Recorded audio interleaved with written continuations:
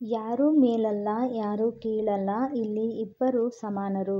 ಎಲ್ಲ ಸಂಬಂಧಗಳಿಗಿಂತ ಮಿಗಿಲಾದ ಬಂಧ ಅಂದ್ರೆ ಗಂಡ ಹೆಂಡತಿ ಸಂಬಂಧ. ಪರಸ್ಪರ ಪ್ರೀತಿ, ವಿಶ್ವಾಸ, ಗೌರವದಿಂದ ನಾವು ಇಬ್ಬರಲ್ಲ ಒಬ್ಬರು ಎಂದು ಭಾವಿಸಿ, ಹೇಳಿಕೆ ಮಾತು ಕೇಳೋದನ್ನ ಬಿಟ್ಟು ಯಾವುದೇ ನಿರ್ಧಾರದ ಮೊದಲು ಇಬ್ಬರು ಕೂತಿ ಮಾತಾಡಿ ಒಪ್ಪಿಗೆ ಪಡೆದು ನಡೆದರೆ 100 ಕಾಲ ಜೊತೆಯಾಗಿರುತ್ತಾರೆ, ಜೀವನ ಪೂರ್ತಿ ಚೆನ್ನಾಗಿರುತ್ತಾರೆ.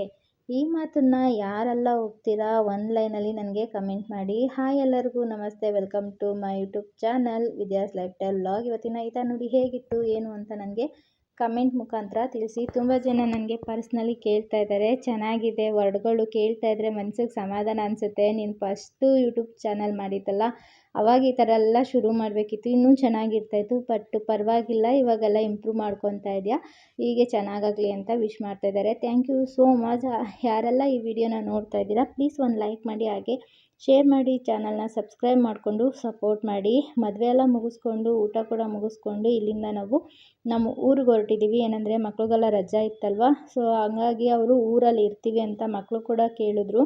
ನಮ್ಮ ಅತ್ತೆ ಮಾವ ಕೂಡ ಅವರು ಇಬ್ಬರೇ ಇರ್ತಾರಲ್ಲ, ಬೇಜಾರಾಗ್ತಾ ಇರುತ್ತೆ, ರಜೆ ಇದೆ ಈ ಸಾರಿ ಕರ್ಕೊಂಡ್ಬಿಡಿ, ಅವರು ದೊಡ್ಡವರಾಗಿದ್ದಾರೆ, ಸ್ವಲ್ಪ ಇನ್ನೆಲ್ಲ ಹೋಗ್ತಾರೆ ಕರ್ಕೊಂಡ್ಬಂದ್ಬಿಡಿ ಅಂತ ತುಂಬ ಹೇಳ್ತಾಯಿದ್ರು. ಹಾಗಾಗಿ ಬಿಡೋಣ ಅಂತ ಅಂದ್ಕೊಂಡ್ವಿ. ನಾವು ಕೂಡ ಬೇಗ ಬೇಗ ಊಟ ಮಾಡಿಕೊಂಡು ಬಿಸಿಲಾಗ್ಬಿಡುತ್ತೆ ಬೇಗ ಹೊರಡೋಣ ಅಂತ ಅಂದ್ಕೊಂಡ್ವಿ. ಅಷ್ಟರಲ್ಲಿ ನಿಖಿಲ್ ಕುಮಾರಸ್ವಾಮಿ ಅವರು ಕೂಡ ಬಂದಿದ್ದರು. ಅವ್ರಿಗೆಲ್ಲ ಅದೆಲ್ಲ ಹಾಕಿ ಎಲ್ಲ ಫೋಟೋಸ್ ಎಲ್ಲ ತುಂಬ ತಗೊಳ್ತಾಯಿದ್ರು. ನಾನು ಅಷ್ಟೊಂದು ಏನು ಸ್ಟೇಜ್ ಮೇಲೆ ಹೋಗಲಿಲ್ಲ, ನಾನು ಅಲ್ಲೇ ಕೂತ್ಕೊಂಡಿದ್ದೆ. ಇನ್ನು ಸುಹಾಸ್ ಇದ್ದಾನಲ್ಲ, ಮೊದಲೇ ತರಲೆ ಗೊತ್ತಲ್ಲ ನಿಮಗೆ, ಸೊ ಅವನು ಅವ್ರಿಗೆ ಮಾತಾಡ್ಸಿದಂತೆ ನಿಮ್ಮ ತಾತ ನಮ್ಮನೆ ಪಕ್ಕನೇ ಇರೋದು ಅಂತ. ಅದನ್ನು ಕೇಳಿ ನಾವಂತೂ ಎಷ್ಟು ನಗ್ತೋ ಗೊತ್ತಾ, ಅವ್ರ ತಾತ ನಮ್ಮನೆ ಪಕ್ಕ ಇಲ್ಲ, ನಾವು ಅವ್ರ ಮನೆ ಪಕ್ಕ ಇದ್ದೀವಿ. ನೀವು ಹೇಳಿದ್ದು ಕರೆಕ್ಟೇ, ಬಟ್ ಅದು ಮೀನಿಂಗ್ ಹೆಂಗಿದೆ, ನಾವೇನೋ ಅಫಿಷಿಯಲ್ ತುಂಬ ದೊಡ್ಡ ಶ್ರೀಮಂತರು, ಅವ್ರ ತಾತ ನಮ್ಮನೆ ಪಕ್ಕ ಇದ್ದಾರೆ ಅನ್ನೋ ಥರ ಫೀಲ್ ಆಗೋಯ್ತು. ಅದಕ್ಕೆ ಅಂದೆ ಅವರು ಒಂದು ಲೆವೆಲಲ್ಲಿ ಇದ್ದಾರೆ, ಸೊ ಆ ಏರಿಯಾನೇ ಅವ್ರದ್ದು ಕಂಟ್ರೋಲಲ್ಲಿ ಇರೋ ಥರ ತುಂಬ ದೊಡ್ಡ ವ್ಯಕ್ತಿ ಅಲ್ವಾ ದೇವೇಗೌಡರು. ಸೊ ಅವ್ರ ಮನೆ ಪಕ್ಕ ನಾವಿದ್ದೀವಿ ಅಂದರೆ ಅದೊಂಥರ ಅರ್ಥ ಕೊಡುತ್ತೆ, ನಮ್ಮ ಮನೆ ಪಕ್ಕ ಅವರಿದ್ದಾರೆ ಅಂದರೆ ಅದೊಂಥರ ಅರ್ಥ ಕೊಡುತ್ತೆ. ನೋಡ್ಕೊಂಡು ಮಾತಾಡಬೇಕು ಅಂತ ಹೇಳ್ತಾ ಇದ್ವಿ. ಹೇಗೆ ಅನ್ನಿಸ್ತು ಮೇಕಪ್ಪು? ತುಂಬ ಚೆನ್ನಾಗಿ ಅನ್ನಿಸ್ತು, ನಾನು ಅಂದ್ಕೊಂಡಂಗೆ ಮಾಡ್ಕೊಂಡಿದ್ದಾರೆ. ಹೇಗೆ ಅನ್ನಿಸ್ತದೆ ನೈಟು? ಇವಾಗ ನೈಟು ಚೆನ್ನಾಗಿತ್ತು, ಇವಾಗೂ ಚೆನ್ನಾಗಿದೆ, ಇಷ್ಟ ಆಯಿತು. ಇನ್ನು ಅಲ್ಲಿ ಹೊರಡೋ ಅಷ್ಟರಲ್ಲಿ ಸಿಕ್ಕಾಪಟ್ಟೆ ಬಿಸಿಲಾಗ್ಬಿಟ್ಟಿತ್ತು. ನಾವು ಚೋಟ್ರಲ್ಲಿ ಇದ್ವಲ್ಲ, ಫ್ಯಾನ್ ಎಲ್ಲ ಓಡ್ತಾ ಇತ್ತು, ಅಷ್ಟಾಗಿ ಫೀಲ್ ಆಗಲ್ಲ. ನಮ್ಮ ಮನೆ ಒಳಗಡೆನೂ ಅಷ್ಟೇ ಅಷ್ಟು ಬಿಸಿಲು ಅಂತ ಅನಿಸಲ್ಲ, ಹೆಂಗೋ ಕಾಲ ಕಳೆದ್ಬಿಡ್ತೀವಿ. ಹೊರಗಡೆ ಅದರಲ್ಲೂ ಹಿಂಗೆ ಟ್ರಾವೆಲ್ ಮಾಡಬೇಕಂದ್ರೆ ಸಿಕ್ಕಾಪಟ್ಟೆ ಬಿಸಿಲು. ಹೆಂಗೆ ಅಂತ ಅಂದರೆ ನಂಗೆ ಆ ಡ್ರೆಸ್ ಹಾಕಿದ್ದೆ ಅಲ್ಲ, ಅದು ನಂಗೆ ಅಲ್ಲಿ ಕೂರೋಕ್ಕಾಗಲೇ ಇಲ್ಲ, ನನಗೆ ಬಾಡಿ ಅಷ್ಟು ಹಿಂಸೆ ಆದಂಗೆ ಆಗ್ಬಿಡ್ತು. ಲಾಸ್ಟಿಗೆ ನಮ್ಮ ಮನೆಯವ್ರಿಗೆ ಆಗೋದೇ ಇಲ್ಲ, ನಂಗೆ ಹಿಂಗೆ ಕೂತ್ಕೊಳ್ಳೋಕ್ಕೆ ಒಂಥರ ಸಿಕ್ಕಾಪಟ್ಟೆ ಹಿಂಸೆ ಆಗ್ತಿದೆ, ನೈಟೂ ನಿದ್ದೆ ಇಲ್ಲ, ಮತ್ತು ಇವಾಗ ಟಯರ್ಡ್ ಆದಂಗೆ ಆಗ್ತಾಯಿಲ್ಲ ಅಂತ ಅಂದ್ಬಿಟ್ಟು ಸೆಕೆ ಕಿತ್ಕೊಂಡು ಹೋಗ್ತಾಯಿತ್ತು, ಅದು ನಾವೇ ಥರ ಆಗಿಬಿಡ್ತು. ಸರಿ ಆಯಿತು ಅಂತ ನಾನು ಅವ್ರದ್ದೊಂದು ಟೀ ಶರ್ಟ್ ಇತ್ತು ಅದನ್ನೇ ಹಾಕ್ಕೊಂಡು ಆಮೇಲೆ ಕೂತ್ಕೊಂಡು ಅಲ್ಲಿಂದ ಹಿಂಸೆ ಮಾಡಿಕೊಂಡೇ ಬಂದ್ವಿ, ಅಷ್ಟು ಬಿಸಿಲಾಗಿತ್ತು. ಇನ್ನು ನನ್ನ ಮಗನೂ ಅಷ್ಟೇ ಸಿಕ್ಕಾಪಟ್ಟೆ ಬಿಸಿಲು, ಹೋಗೋಕ್ಕೆ ಆಗ್ತಾ ಇರಲಿಲ್ಲ, ಅವನು ಡ್ರೆಸ್ಸೆಲ್ಲ ತೆಗೆದ್ಬಿಟ್ಟು ಬರೀ ಬನಿಯನಲ್ಲೇ ಇದ್ದ. ಇನ್ನು ಈ ಥರ ಇದು ಮಾಡಿಕೊಂಡು ಇಲ್ಲಿಂದ ನಾವು ಊರಿಗೆ ಹೊರಟ್ವಿ. ಇನ್ನು ಊರಿಗೆ ಬಂದಮೇಲೆ ನಮ್ಮ ಅತ್ತೆ ಅಡುಗೆ ಎಲ್ಲ ಮಾಡಿಟ್ಟಿದ್ರು, ಊಟ ಮಾಡಿ ಅವ್ರ ಜೊತೆ ಎಲ್ಲ ಸ್ವಲ್ಪ ಮಾತಾಡಿ ಎಲ್ಲ ಕೂತ್ಕೊಂಡು ಸಂಜೆ ಬೇಗನೆ ಹೋಗಿದ್ವಲ್ಲ, ನಿದ್ದೆ ಮಾಡಿ ಮಾತಾಡಿ ಎಲ್ಲ ಟೈಮೆಲ್ಲ ಸ್ಪೆಂಡ್ ಮಾಡಿದ್ವಿ, ಚೆನ್ನಾಗಿತ್ತು. ಅದಾದಮೇಲೆ ಇದು ಅರ್ಲಿ ಮಾರ್ನಿಂಗು ನಮ್ಮ ಮಾವ ನೋಡ್ತಾ ಇರ್ಬೋದು, ನೆನೆ ನೈಟೇ ಸೊಪ್ಪೆಲ್ಲ ಕುಯ್ಕೊಂಡು ಎಲ್ಲ ಹಾಕಿ ಎಲ್ಲ ಇಟ್ಕೊಂಡಿದ್ರು. ಇವಾಗ ಇದನ್ನು ತಗೊಂಡೋಗಿ ಮಾರ್ಕೊಂಬರಕ್ಕೆ ಹೋಗ್ತಾ ಇದ್ದಾರೆ. ಇನ್ನು ಇವರು ನೋಡ್ತಾ ಇರ್ಬೋದು, ಅಲ್ಲಿದು ಮನೆ ಮುಂದೆ ಸ್ವಲ್ಪ ಜಾಗ ಇರೋದ್ರಿಂದ ಈ ಥರ ಸೊಪ್ಪೆಲ್ಲ ಬೆಳ್ಕೊಂಡು ಅದನ್ನು ಮಾರ್ಕೊಂಡು ಅದರಲ್ಲಿ ಬರೋ ಅಂಥ ದುಡ್ಡಿಂದ ಅವರು ಕೂಡ ಜೀವನ ನಡೆಸ್ತಾ ಇದ್ದಾರೆ. ಹಾಗಾಗಿ ನಾವು ಕೂಡ ಏನಾದರೂ ಹೆಲ್ಪ್ ಮಾಡೋಣ ಅಂದರೆ, ನಮ್ಮದು ತುಂಬ ಕಮಿಟ್ಮೆಂಟ್ ಇದೆ, ಮನೆ ಬಾಡಿಗೆ ಆಗ್ಬೋದು, ಮಕ್ಕಳನ್ನ ಓದಿಸೋದಾಗ್ಬೋದು, ಈಗ ನಮ್ಮದು ಬೇರೆಯೇ ಕಮಿಟ್ಮೆಂಟ್ ಇದೆ, ಲೋನ್ಗಳಿದೆ ಕಟ್ಟಬೇಕು, ಇವೆಲ್ಲ ಇರೋದ್ರಿಂದ ನಾವು 10 ರೂಪಾಯಿ ಕೂಡ ಅವ್ರಿಗೆ ಸಹಾಯ ಮಾಡೋಕ್ಕಾಗ್ತಾಯಿಲ್ಲ, ಈ ಥರ ಇದೆ.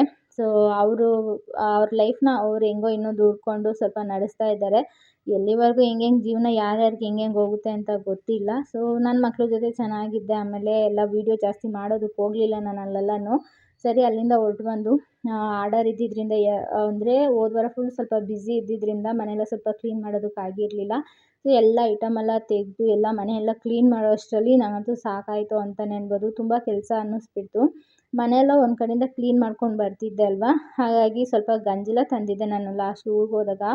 ಗಂಜಲನೆಲ್ಲ ಹಾಕಿ ನೀಟಾಗಿ ಮನೆಯೆಲ್ಲ ಕ್ಲೀನ್ ಮಾಡಿ ಪೂಜೆ ಮಾಡೋಣ ಅಂತ ಈ ಥರ ಕ್ಲೀನ್ ಮಾಡ್ಕೊಳ್ತಾ ಇದ್ದೆ. ಇನ್ನು ಅಲ್ಲಿ ಕವರಲ್ಲಿ ಮಾವಿನ ಹಣ್ಣು ನೋಡ್ತಾ ಇರ್ಬೋದು, ನಮ್ಮ ಮನೆ ಎದುರುಗಡೆ ಇದ್ದಾರೆ. ಸೊ ಅಷ್ಟೇ ಪ್ರೀತಿಯಿಂದ ಮಾತಾಡಿಸ್ತಾರೆ, ನಮಗೆ ತುಂಬ ಖುಷಿ. ಸೊ ಅವರು ನನಗೆ ಮಾವಿನ ಹಣ್ಣು ತಂದುಕೊಟ್ಟಿದ್ರು. ಅದು ಇನ್ನೂ ಕಾಯ್ತಾ ಇತ್ತು, ಸ್ವಲ್ಪ ಹಂಗೇ ಇವಾಗ ಕೊಟ್ಟಿದ್ರಲ್ಲ, ನಾವು ಊರಿಂದ ಬಂದಮೇಲೆ ನೀವು ಇರಲಿಲ್ಲ ಎಲ್ಲೋಗಿದ್ರಿ ಅಂತೆಲ್ಲ ಕೇಳಿ ಆಮೇಲೆ ಕೊಟ್ಟರು. ಸೊ ಅದನ್ನ ಹಂಗೆ ತಂದು ಇಟ್ಕೊಂಡಿದ್ದೆ. ಇನ್ನು ನನಗೂ ಅಷ್ಟೇ ಎಲ್ಲರನ್ನೂ ಚೆನ್ನಾಗಿ ನೋಡ್ಕೋಬೇಕು ಅಂತ ಆಸೆ ಇದೆ. ಈ ಬಾಡಿಗೆ ಮನೇಲಿ ನಾವು 4 ಜನ ಇರೋದು, ಅದೆಲ್ಲ ಹೇಳೋಕ್ಕಾಗಲ್ಲ. ಸ್ವಲ್ಪ ಕಷ್ಟ ಎಲ್ಲ ಥರನೂ ನನಗೆ ಸ್ವಲ್ಪ ಜೀವನದಲ್ಲಿ ಇವಾಗ. ಸೊ ನಾನು ಜೀವನನ ಕಟ್ಕೋಬೇಕು, ಆಮೇಲೆ ನಾನು ಎಲ್ಲರನ್ನೂ ನೋಡ್ಕೋಬೇಕು. ಯಾರೋ ನನಗೇನೋ ಕೊಡ್ತಾರೋ ಮಾಡ್ತಾರೋ ಆ ಥರ ಅಂತ ಫೀಲಿಂಗಿಂದ ನಾನು ಒಬ್ರಿಗೆ ಮಾಡೋಕ್ಕೆ ಹೋಗಲ್ಲ. ನನಗೆ ಇಷ್ಟ ಆಯಿತಾ, ನನ್ನ ಪ್ರೀತಿ ಇದೆಯಾ, ನಾನು ಮಾಡ್ತೀನಿ. ಅವರಿಂದ ಎಕ್ಸ್ಪೆಕ್ಟೇಷನ್ ಇಟ್ಕೊಂಡಂತೂ ನಾನೇನು ಮಾಡೋದಕ್ಕೆ ಹೋಗಲ್ಲ. ಆ ಥರ ನಾನು ಮುಂದೆ ನೋಡೋಣ. ರಾಣಿಯಾಗಿ ನೋಡ್ಕೊಂಡಿಲ್ಲ ಅಂತ ಅಂದ್ರೂ, ಪ್ರೀತಿಯಿಂದ ನೋಡ್ಕೊಳ್ಲಿಲ್ಲ ಅಂತ ಅಂದ್ರೂ, ನನ್ನ ಕರ್ತವ್ಯ ಅಂತ ನಾನು ಮಾಡೇ ಮಾಡ್ತೀನಿ. ಸೊ ಅದಕ್ಕೂ ಒಂದು ಟೈಮ್ ಬರಬೇಕು ನನ್ನ ಜೀವನದಲ್ಲಿಯೂ. ಆ ಒಂದು ಟೈಮ್ಗೆ ನಾನು ಕೂಡ ಕಾಯ್ತಾ ಇದ್ದೀನಿ. ಎಲ್ಲದಕ್ಕೂ ಅಷ್ಟೇ ಅದರದ್ದೊಂದು ಟೈಮ್ ಬರಬೇಕು. ನಾನು ಲಾಸ್ಟ್ ವ್ಲಾಗದಲ್ಲಿ ಸಮಯ ಅದ್ರ ಬಗ್ಗೆ ಹೇಳಿದ್ದೆ ಅಲ್ಲ, ಆ ಸಮಯ ಟೈಮ್ ಅನ್ನೋದು ಎಲ್ಲದಕ್ಕೂ ಅನ್ವಯಿಸುತ್ತೆ. ಆ ವ್ಲಾಗ್ ನೋಡಿರೋರಿಗೆ ಗೊತ್ತಾಗಿರುತ್ತೆ. ಯಾವುದೇ ಒಂದು ಕೆಲಸಕ್ಕಾಗಲಿ ಅದರದ್ದು ಒಂದು ಟೈಮ್ ಬರಬೇಕು, ಆವಾಗ ಗೊತ್ತಾಗುತ್ತೆ. ನಾನು ಮಾಡಲ್ಲ ಅಂತ ತುಂಬ ಜನ ಅಂದ್ಕೊಂಡಿರ್ತಾರೆ. ಬಟ್ ನಾನು ಮಾಡಬೇಕಂದ್ರೆ ನನ್ನ ಹತ್ರ ಇರಬೇಕಲ್ವಾ ಏನಾದ್ರೂ. ಒಬ್ಬರನ್ನ ನಾನು ಸಾಕ್ತೀನಿ ನೋಡ್ಕೋತೀನಿ ಅಂತ ಬಾಯಿ ಮಾತಲ್ಲಿ ಹೇಳೋದು ಬೇರೆ, ಸೊ ಸಾಕೋದು ಬೇರೆ. ನನಗೆ ಇನ್ನೊಂದು ಮಗು ಇದ್ದಿದ್ರೆ ನಾನು ಸಾಕ್ತಾ ಇರಲಿಲ್ವಾ, ಆ ರೀತಿ ಸಾಕೋದು ಬೇರೆ. ಬಟ್ ನಾನು ಒಬ್ಬಳೇ ಜೀವನ ನಡೆಸ್ತಾ ಇದ್ದರೆ ಅದು ಒಂಥರ ನನಗೆ ನನ್ನ ಒಂದು ಸ್ವಾತಂತ್ರ್ಯ ಇರುತ್ತೆ. ಸೊ ಇವಾಗ ನಾನು ಏನೇ ಒಂದು ಡಿಸಿಷನ್ ತೊಗೋಬೇಕಂದ್ರೂ ಅದರೊಳಗಡೆ ನನ್ನ ಗಂಡ ಕೂಡ ಇನ್ವಾಲ್ವ್ ಆಗಿರ್ತಾರೆ. ಸೊ ಇದೆಲ್ಲ ಇರೋದರಿಂದ ನಾವು ಏನೇ ಒಂದು ಡಿಸಿಷನ್ ತೊಗೋಬೇಕಂದ್ರೂ ತುಂಬ ಕಷ್ಟ ಆಗಿರುತ್ತೆ. ಸೊ ಮುಂದಿನ ದಿನದಲ್ಲಿ ನೋಡೋಣ, ಆ ಒಂದು ಶಕ್ತಿ ಬಂದರೆ ಖಂಡಿತ ನಾನು ಎಲ್ಲರಿಗೂ ಮಾಡ್ತೀನಿ. ಅದಕ್ಕೆ ಅಷ್ಟು ನಾನು ಮಾಡೋ ಮನಸ್ಸು ನನಗಿರೋದಕ್ಕೆ ಸೋಷಿಯಲ್ ಮೀಡಿಯಾದಲ್ಲಿ ಸೊ ಧೈರ್ಯವಾಗಿ ನಾನು ಹೇಳ್ಕೊಳ್ತಾ ಇದ್ದೀನಿ ಅಷ್ಟೇ. ಇವತ್ತಿನ ವ್ಲಾಗ್ ಇದಾಗಿತ್ತು. ಸೊ ಇಷ್ಟ ಆಗಿದೆ ಅಂತ ಭಾವಿಸ್ತೀನಿ. ಇಷ್ಟ ಆದರೆ ಪ್ಲೀಸ್ ಒಂದು ಲೈಕ್ ಮಾಡಿ, ಶೇರ್ ಮಾಡಿ, ಚಾನಲ್ನ ಸಬ್ಸ್ಕ್ರೈಬ್ ಮಾಡ್ಕೊಳ್ಳಿ. Thank you for watching.